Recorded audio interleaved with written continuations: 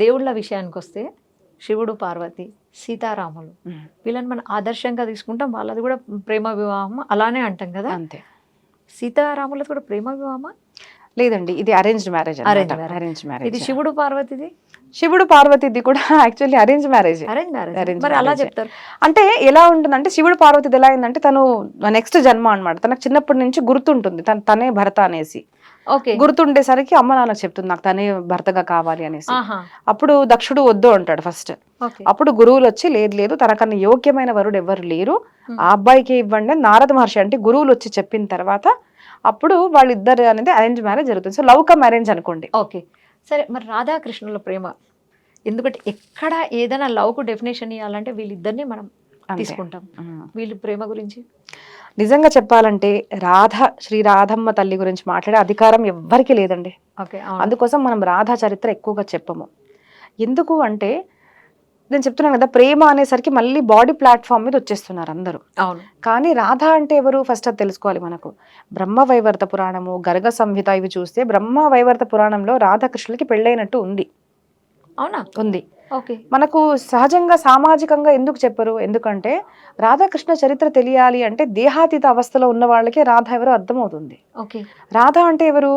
కృష్ణుడికి నేను ఆడదానగా ఉంటే ఎలా ఉంటాను అనిపించినప్పుడు తనలో నుంచి ఒక రూపం బయటికి వచ్చిందంట. తనలో నుంచి ఒక బయట రూపం వచ్చింది కాబట్టి ఇప్పుడు నన్ను నేను ఎలా పెళ్లి చేసుకుంటానండి? ఓకే. నాదొక ఐడియల్ చేశారనుకోండి, నన్నైతే నేను పెళ్లి చేసుకుని కదా, నేను ఒక వేరే మనిషిని పెళ్లి చేసుకోవాలి, ప్రేమించుకోండి. సో ఇద్దరు ఒకరినొకరు ఎలా పెళ్లి చేసుకుంటారు? ఇద్దరు ఒకటే. రాధాకృష్ణము అంటే ఇద్దరు ఒకటే. కాబట్టి ప్రేమానికి ప్రతీకం అంటే నాలో ఉన్న అర్ధభాగమే, లేదంటే నాలో ఉన్న భాగమే నువ్వు అని ప్రతీకగా మనం రాధాకృష్ణ ప్రేమని చెప్పుకుంటాము. ఇంకా కుంజ నికుంజ లీల ఇవన్నీ అర్థం చేసుకోవాలి అంటే వాళ్ళిద్దరు రాస క్రీడలు వాళ్ళు ఇవన్నీ అర్థం చేసుకోవాలి అంటే రాస్ ఈజ్ నాట్ సెక్స్ అండి ఫస్ట్ థింగ్. ఓకే. ఓకే. రాస్ రలయోహో అభేదత్వాత్, నాట్యము జీవ శివుడి యొక్క నాట్యాన్ని మనము రాస్ అంటాం అనమాట. ఓకే. అంటే ఇద్దరు చేసిన ఒక డాన్స్ అనమాట, జీవ శివుడు నృత్యం యొక్క నృత్యాన్ని మనం రలయోహో అభేదత్వాత్ అని రాసలీల అంటారు. అందుకోసం శ్రీమద్ భాగవతం రాసలీల మనం గనక చూస్తే అక్కడ బ్రహ్మదేవుడికి డౌట్ వస్తుంది అనమాట. ఏంటిది ధర్మ ప్రచారం చేయడానికి వచ్చిన యదా యదా హి ధర్మస్య గ్లానిర్భవతి భారత అని చెప్పే కృష్ణుడు ఇదేంటిది ఆడవాళ్ళతో నృత్యం చేస్తున్నాడు అని బ్రహ్మదేవుడికి అనిపించింది. అప్పుడు కృష్ణుడు ఏమనుకుంటాడంటే, ఓహో ముసలివాడ నాకే నువ్వు జ్ఞానం చెప్తావా అనేసరికి ఒకటి లీల చేస్తారనమాట. ఏమవుతుందంటే బ్రహ్మదేవుడు సడన్ గా చూసేసరికి అక్కడ ఎవరు ఆడవాళ్ళు లేరు, మగవాళ్ళు లేరు, అక్కడ ఓన్లీ ఋషులే అనమాట.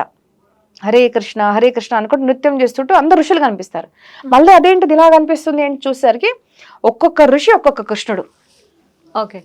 అక్కడ పురుష స్త్రీ కలయిక కనిపిస్తే ఒక పురుషుడే కనిపించాలి కదా, కానీ ఒక్కొక్క థౌజండ్స్ ఆఫ్ ఋషి మునీస్ అనమాట.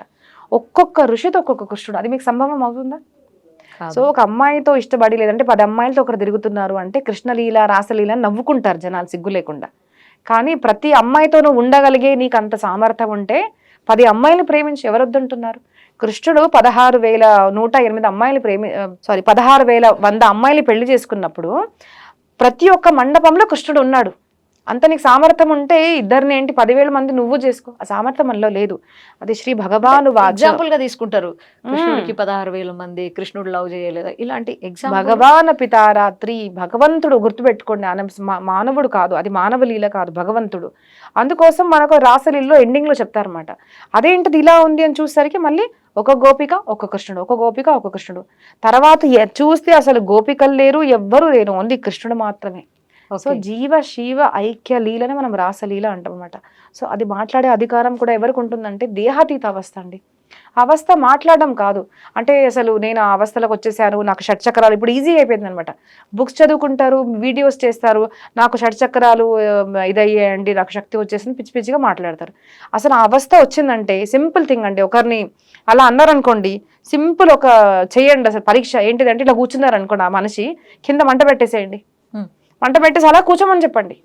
ఆ దేహాతీత అవస్థ వచ్చిందంటే ఎందుకంటే నేను శరీరమే కాదు అని ఎక్స్పీరియన్స్ చేసినప్పుడు, శరీరం కాలుతే ఏంటిది, శరీరం నీళ్ళల్లో పోతే ఏంటిది, నేను శరీరం కాదు, నేను శరీరానికి అతీతం అన్న అవస్థ ఉన్న వాళ్ళు మాత్రమే ఆ కృష్ణ రాధ గురించి మాట్లాడాలి.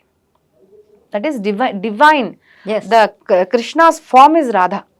సో అది మాట్లాడే అధికారం కూడా ఎవరికి లేదు అని పిచ్చి పిచ్చి పాటలు పెడతారు. Radha on the dance floor, ఆ ఎక్స్పోజింగ్ చేస్తున్న బట్టలు ఆడపిల్లకి వేస్తాను రాధా అని అంటారు.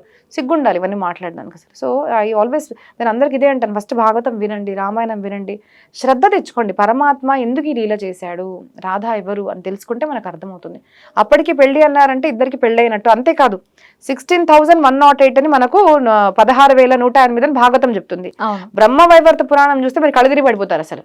ఒక్కొక్కసారి 10,000 గోపికలతో పెళ్ళైనట్టుంది, సమ్ లక్షల గోపికలతో. పెళ్ళంటే ఏంటంది అక్కడ? అంటే పెళ్లి చేసుకొని ఒకరితో ఉండడము, కామము, మళ్ళీ పిల్లలు, ఇది కాదు అసలు. అక్కడ అసలు మనకు పాసిబుల్ అవుతుందండి? ఎవరికన్నా పాసిబుల్? 1,00,000 మందిని పెళ్లి చేసుకోవాలంటే నువ్వు సాటిస్ఫై చేయగలుగుతావు అసలు అంతమందిని? నిజంగా అట్లా అంటే దారుణంగా మాట్లాడాల్సి వస్తుంది. సో దట్ ఈస్ పరమాత్మ లీల, అది మానవ లీల కాదు. మనిషి ధర్మము రాముడు చెప్పారు మనకు, అంతే కదండి.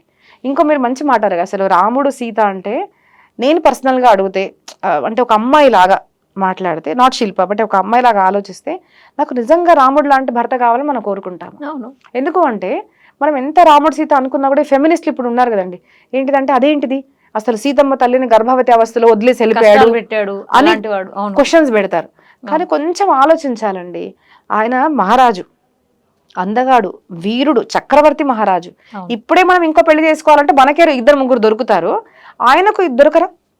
అంతేకాదు గురువులు కూడా నువ్వు యజ్ఞం చేయాలంటే పెళ్లి చేసుకో అని రాముల వరకు చెప్పిన, నేను ఏకపత్ని వ్రతుడిని. రాజా రాముడు రాణి సీతను వదిలేశాడు. కానీ ఎక్కడ వదిలేశాడండి? ఎక్కడంటే అక్కడ వెళ్ళిపోను, నాకు అవసరం లేదని కాదు. ఒక సేఫ్ ప్లేస్ లో వాల్మీకి ఋషి దగ్గర ఉంటే తను సేఫ్. అక్కడ చూడండి అసలు అందరు సేవికలు, ఋషి పత్ని మధ్యలో ఆవిడ ఉంటుంది అక్కడ. సేఫ్ గా వదిలేసి ఒక్క క్షణం కూడా సీతమ్మ తల్లి వెళ్ళేటప్పుడు తన్ని చూసి ఇలా నవ్వుతాడనమాట. That is the last smile of Rama. Valmiki Ramayana చదవండి. దాని తర్వాత ఆయన అసలు స్మైల్ అనేది పోయింది ఫేస్ మీద నుంచి. ఎప్పుడు మన శరీరం ఒక మాట ఆలోచించాలండి, మన ధర్మ కర్తవ్యం కోసం మనం పుట్టాము. ఇప్పుడు మనం ఉదాహరణ చూడాలంటే ఇప్పుడు ఆర్మీ పీపుల్ ఉన్నారు, వాళ్ళకి మనసులో ఏమి ఉండదా అండి? పెళ్లి చేసుకుంటారు, పాపం పిల్లలు పుడతారు, వాళ్ళ పిల్లల ముఖం కూడా 8 years చూడరు అసలు. అట్లాంటి వాళ్ళు వెళ్ళిపోతారు ప్రేమించి, కానీ ప్రతి క్షణము వాళ్ళ భార్య గురించి ఆలోచిస్తూ ఉంటారు కదండి. అలాంటి భార్యలు ఎంతమంది ఉన్నారండి? 1 రోజు 2 రోజులు భర్త ఉండి గర్భధారణ చేసి వాళ్ళు వెళ్ళిపోతారు, ఆ పిల్లల్ని కంటారు, పెద్ద చేస్తారు, ఒక సంస్కారాన్ని ఇస్తారు, ఎప్పుడు కూడా భర్త గురించి ఆలోచిస్తారు. దాన్ని ప్రేమ అనేది అంటారు. సో దూరం ఉన్నా కూడా ఎప్పుడు వేరే ఆడదాన్ని ఆలోచించలేదు. ఎప్పుడు అవసరం పడినా కూడా అన్ని ఏమంటారు, సువర్ణమై సీత చేసుకున్నాడు ఆయన, కానీ సీతమ్మ తల్లిని చేసుకున్నాడు, కానీ వేరే అసలు పెళ్లి చేసుకున్నారా? సో అంత ఇప్పుడు చూస్తే అసలు ప్రాబ్లం ఏంటిదండి? ప్రేమ అంటున్నారు, కానీ ప్రతి మనిషికి లవ్ అఫేర్ అనేసి ఒకరొకరు డిప్రెషన్లోకి వెళ్ళిపోవడము, చావడము, మర్డర్స్, క్రైమ్స్ ఇవన్నీ ఎందుకు అవుతున్నాయి? అఫైర్స్ వల్ల. ఎందుకు అంటే ఒకరు వద్దు నాకు ఇంకోటి నచ్చింది అనేసి. అలాంటిది హ్యాడ్ ఎ ఛాన్స్ టు రీమ్యారీ అని క్షత్రియులు ఎన్నో మ్యారేజెస్ చేసుకునేవాళ్ళు. అప్పటికీ ఆయన సీతమ్మ తల్లి తప్ప ఎవరి గురించి కూడా ఆలోచించలేదు, పెళ్లి చేసుకోలేదు. మరి అలాంటి భర్త కాకుండా గొప్ప భర్త ఎవరు చెప్పండి? కాబట్టి ఖచ్చితంగా అది ప్రేమానికి ఒక స్వరూపమే సీతారాములు. చాలా అద్భుతమైన ప్రేమ కథ అంటాను నేనైతే సీతా రామాయణాన్ని. ఓకే.